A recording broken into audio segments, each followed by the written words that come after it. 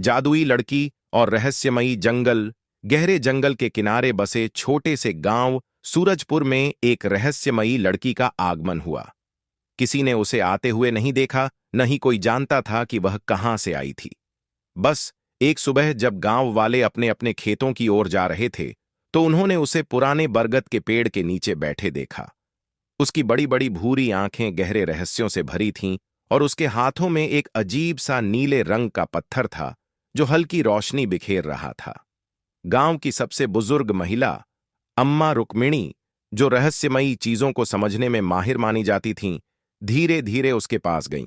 उन्होंने पूछा, बेटी, कौन हो तुम और यह पत्थर क्यों चमक रहा है?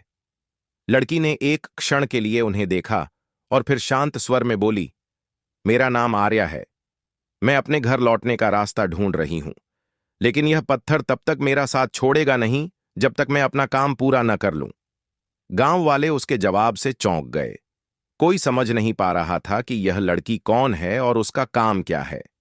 कुछ लोगों ने सोचा कि यह कोई जादूगरनी है, तो कुछ ने कहा कि यह देवी का अवतार हो सकती है।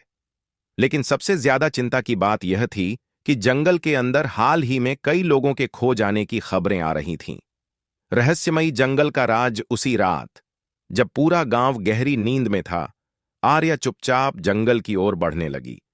चांदनी रात में उसके हाथ में पकड़ा नीला पत्थर तेजी से चमकने लगा। वह जैसे जैसे आगे बढ़ती गई, जंगल का माहौल अजीब होता गया।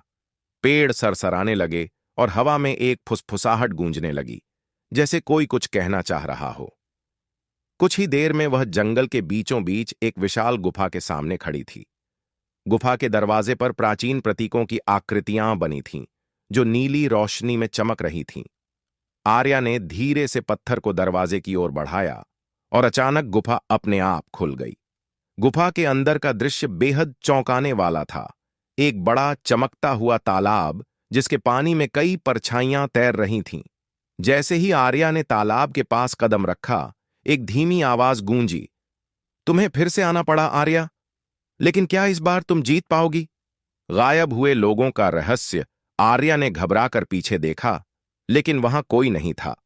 उसने गहरी सांस ली और आत्मविश्वास से जवाब दिया, इस बार मैं हारने नहीं आई हूं, इस बार मैं इन्हें बचाने आई हूं। तालाब के पानी में अचानक हलचल हुई और कुछ परछाइयां स्पष्ट होने लगीं।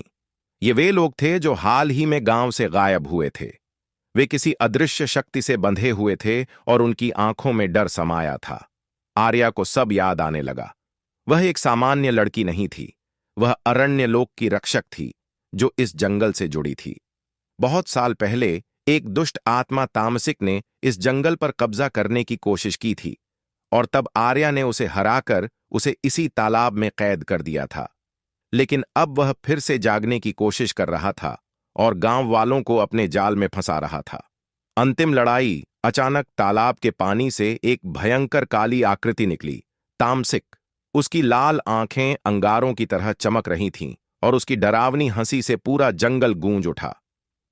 तुम मुझे फिर से नहीं हरा सकती आर्या। लेकिन आर्या तैयार थी। उसने अपने पत्थर को कसकर पकड़ लिया और मंत्र पढ़ने लगी। पत्थर से एक तेज रोशनी निकली, जिससे पूरा जंगल रोशन हो गया। तामसिक चिल्लाया, लेकिन इस बार वह बच नहीं सकता था। रोशनी ने उसे धीरे धीरे खत्म कर दिया और जैसे ही वह गायब हुआ, तालाब में कैद सभी लोग मुक्त हो गए। गांव वालों ने जब देखा कि उनके अपने लौट आए हैं, तो उनकी खुशी का ठिकाना नहीं रहा। आर्या ने अपने पत्थर को तालाब में छोड़ दिया और मुस्कुराई। अब उसका काम पूरा हो चुका था। अब मैं अपने असली घर वापस जा सकती हूं, उसने धीमे से कहा और जंगल में गायब हो गई। गांव के लोग उसे कभी नहीं भूले, लेकिन जब भी जंगल में हवा सरसराती, वे कहते, आर्या अब भी हमें देख रही है, हमें बचा रही है।